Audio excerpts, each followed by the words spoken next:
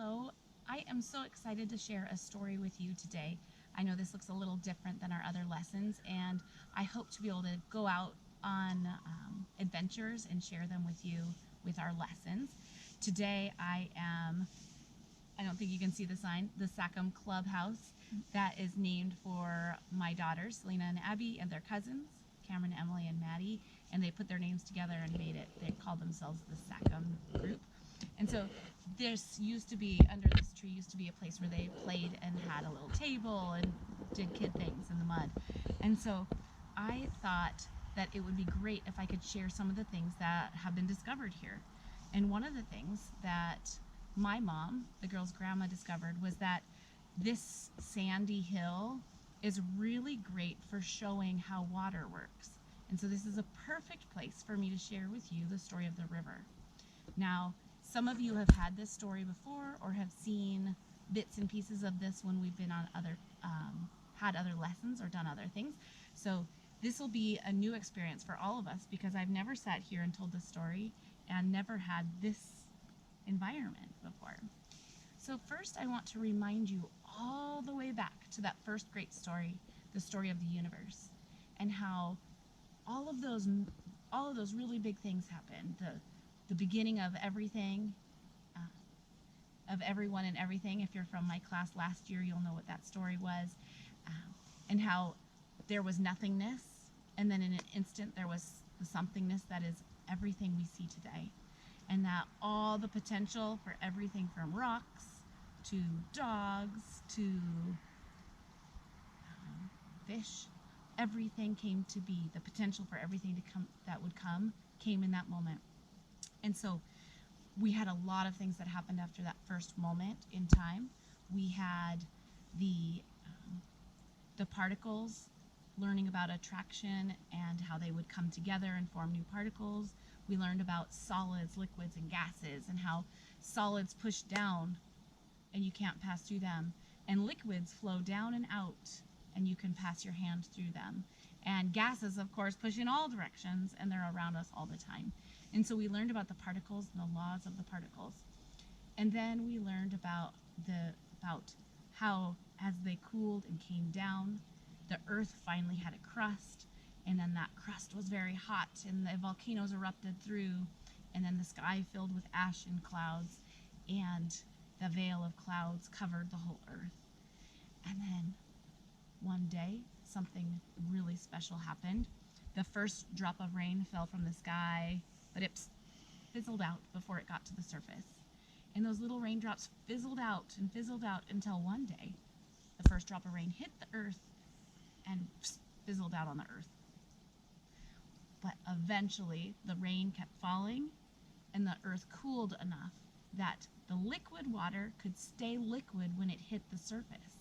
And the liquid water hit the land surface, but it didn't just stay there, because the properties of a liquid are to push down and out. So the rain fell and filled every low place, every crevice. As it fell, it traveled down and out and carved new paths. And we know that through that rain, it cleaned the atmosphere, and the earth, the oceans were filled, the sky was clear, and the earth was beautiful. So we know that from that first raindrop that landed as liquid water, that water's been following its laws of flowing down and out and letting things pass through it. Now, we're finally getting to the exciting part of the story for me. Most of you know that my first passion was studying rocks, but not just rocks. Geology is the study of the earth, and so studying rivers and how they work was a big part of what I learned. And this river here that we made, this stream, is really interesting. You can see that up high behind me is where our water starts. And when water falls from a high spot, it has to flow down and push out. And so this stream of water is coming here, and it has to come down this hill. Now, how it comes down the hill is different all the time, and it depends on what the hill is made of. If this hill were made of all big solid rocks that are pushing down being solid, the path would look very different. And I will show you some other lessons that show you what water looks like flowing through solid rock. if the ground were super soft and the water was pushing it, the water would pick all of that soft stuff up and we would have just mud. Everything would be mud. But when you have a ground that is sandy and silty, and some people might call it dirt, I like to call it soil, or tell it what it is. This is sand, small grains of minerals.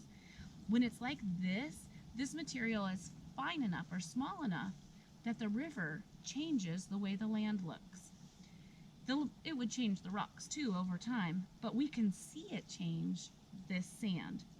Now, along this river, we have different parts.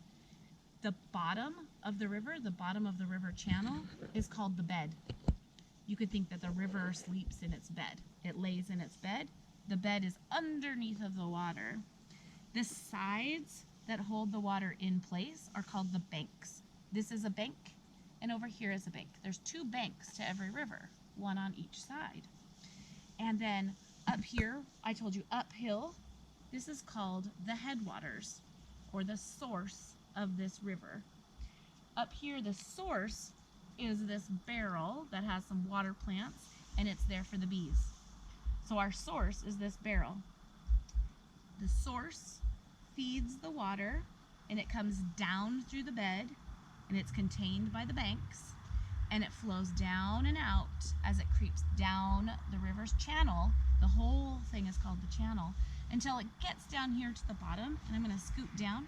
As the water flows down through its bed, all the length of its channel, it ends down here at what's called the mouth. The mouth is the bottom of the river. As it flows down and out, the water has to get to a flat spot. This flat spot here is ponding up. The water is landing there. So this is the mouth where it opens into the pond. I'm going to record more video showing you the parts of this stream that we have here, but I want you to think about the parts. The important part is that you know which parts of the river we're talking about. Upstream is uphill. The headwaters, or the source, are upstream. Downstream is the river's going down the hill. Downstream is the mouth. We also have a delta downstream. The stream is the channel of the whole river system. The banks hold the water in place, and the bed is the bottom. The bed of the river, or bed of the stream, is the bottom. So those are your new words, or the words you're reviewing. We want to know headwaters and source, upriver. Then we have the channel, and the channel is made of the banks and the bed. And then we have downstream, we have a mouth, and in this case we have a delta. And those are the new words that are important. We also will talk a lot about some charts, and we'll talk about how rivers flow. One thing you need to know, and you already know this because I said it, but I didn't say it this way.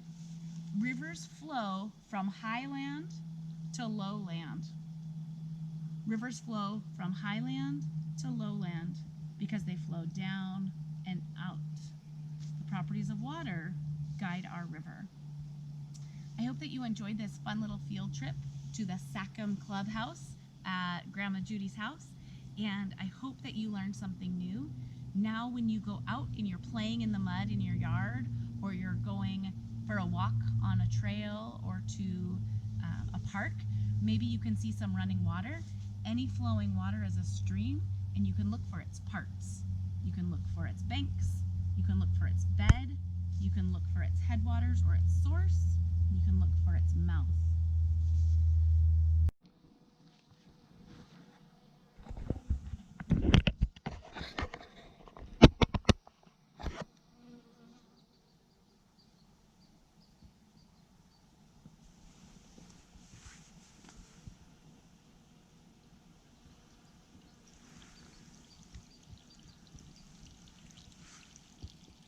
Here you see the river at the top, or the headlands, has a lot of rocky debris that keeps its path going pretty straight, and it's carving down. And as we get out of the rocky headlands, the river starts to spread out and carve a slightly different looking channel. And here it runs into some thick debris, this big rock, and it changes the course of the river. And here it comes down here. And look at it. Look at it carving and carrying all of that sediment. It's just eroding the banks as it flows down and down and down. And you can see where it's depositing all that sediment at the bottom. So it's carving upstream, it's carving at the top, it's carrying down through the stream, and it's depositing right down here. Look at it carving right there. You can see it cutting into the bank. That's called a cut bank. And it's spreading out because it's fairly flat right through there. We're walking back upstream and we can see some sediment being transported right in here. You can see the little grains of sand as they're making their way down the river.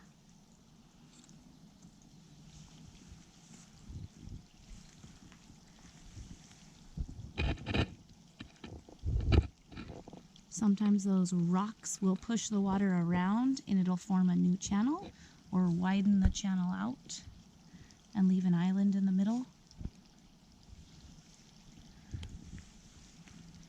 You can see that it gets much deeper between those two rocks where the current is pushing the sediment out of the way.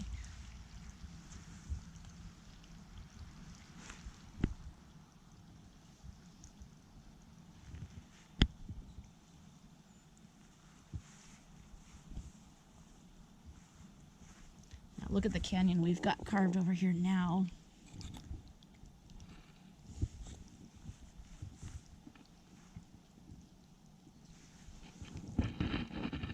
It's just eroding and cutting away at that bank. And pretty soon that bank's going to fall right in and it'll carry it down. We can see how much sediment has deposited. We have formed what's called a delta down here at the mouth. You can see all of this new sediment that's been deposited.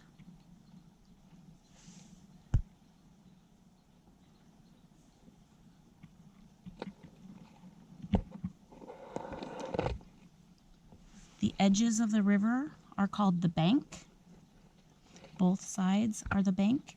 The bottom or the base of the river is called the bed.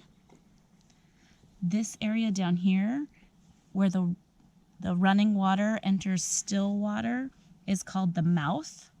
And this sediment deposited at the mouth is called a delta. If we go back upstream to the top, we're going upstream. If you're looking down the way the water flows, that's downstream. As we go upstream, we're getting to the headwaters where the water comes from that forms this stream. And stream is the technical word or technical term for all running water. No matter how much it is, how big of a river, how small of a creek, the geologic term is a stream.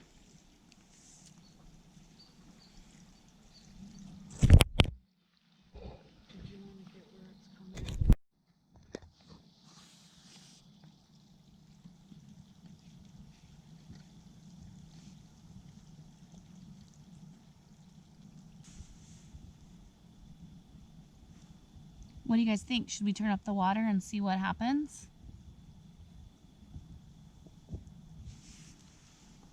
I don't know if I can move fast enough to catch it, but we'll see what happens.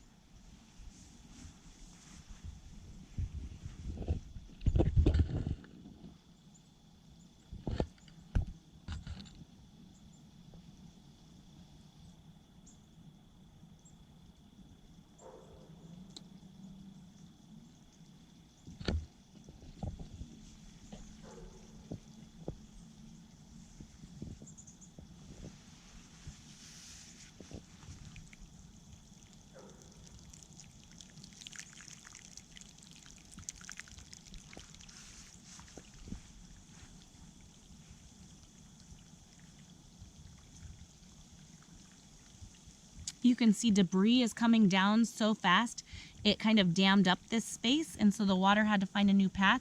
Look at the water finding a new path right up there. Pretty soon that's going to be easier, and it's going to cut that bank really quickly. You can see here's another pile of debris that came down, and now we're making it all the way down this hill, where before we were stuck, and now the water has gone all, you can't really see it, but it's all the way down there. Let's walk back upstream and see what we can see. It's escaping its banks everywhere. It gave up trying to get over that little spot, but look at that. Look at that waterfall that we've got formed in there now. Our delta is growing. Oh my gosh, something happened. That was our main channel before. Now look at our channel. This channel is straight. It's straight because the water coming down is so fast, it doesn't have time to even turn. We're gonna come up. These rocks right here were acting as a brake to stop it from coming this way, but it broke through right there. And if we come back down here to our cut bank that we were looking at, look at it cutting that away.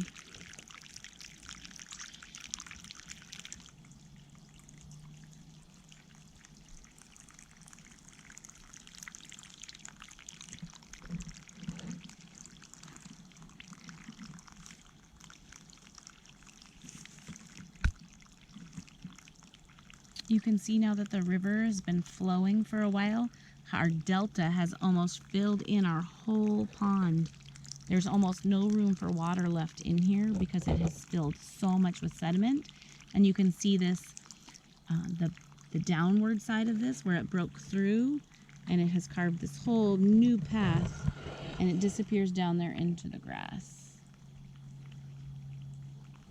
You can see that this pond that started very large and fairly deep is now almost completely filled with sediment. The sediment was carved from upstream, carried downstream, and deposited at the mouth.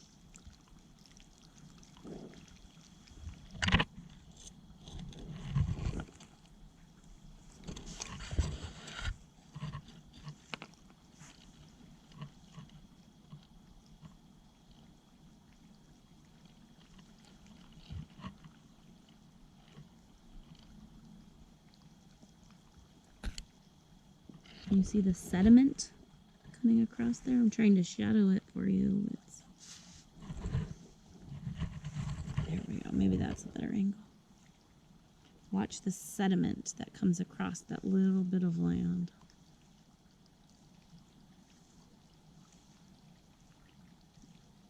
The sediment is traveling that direction.